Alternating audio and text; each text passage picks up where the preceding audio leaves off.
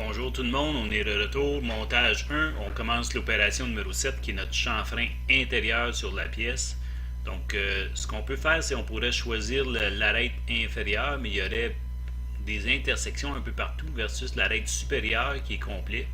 Donc on va faire encore un contour, on va copier le contour qu'on avait sur l'opération précédente. Donc copy after. Donc à ce moment-là, ce qu'on va faire, c'est qu'on va être en mesure de changer les paramètres directement. On va changer notre géométrie. Donc, Rechain All, bouton droit de la souris. Et je vais choisir la face qui est ici. Ça me choisit le contour qu'il y a là. Et je suis dans un sens anti-horaire intérieur. Donc, je dois être en avant. Donc, j'accepte cette chaîne-là. Et on va aller modifier nos paramètres. Donc, c'est le même outil. Donc, toujours à 5000 RPM et 30 pouces d'avance. Et on va changer de commentaire. C'est notre chanfrein intérieur de pièce. Et évidemment, si je fais Force Tool Change, ça me permet de changer d'outil, d'avoir un M01 entre les deux opérations, un après l'autre. On va aller dans mes paramètres de coupe. Et ici, il faut toujours tenir compte du 12 mm 9 parce que notre outil a son rayon de passé. Et je vais laisser 50 mm dans le bas de la pièce comme tantôt. Et je laisse les autres paramètres tels quels. Si je regarde mes linkings, je suis en incrémental, le dessus est là.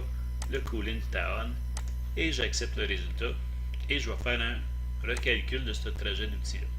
On va regarder ce qui s'en va sur cet outil-là. Il descend ici, il approche et on va voir que je suis tangent sur le côté de ma pièce tel que je veux l'avoir.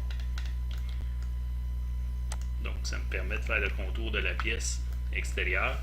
On va faire une simulation, donc je vais descendre mon point d'insertion en bas, je vais choisir mes opérations complètes et je vais faire une simulation 3D. Donc on va regarder voir si le résultat correspond à ce qu'on veut avoir. Donc notre fenêtre de simulation s'ouvre et moi j'avais sauvegardé mon fichier qui s'appelait montage 1 opération 5 précédemment, juste avant l'opération 6 et 7. Et on va regarder le résultat de ces opérations-là. Je vais augmenter la vitesse un petit peu et on va partir de la simulation de ça.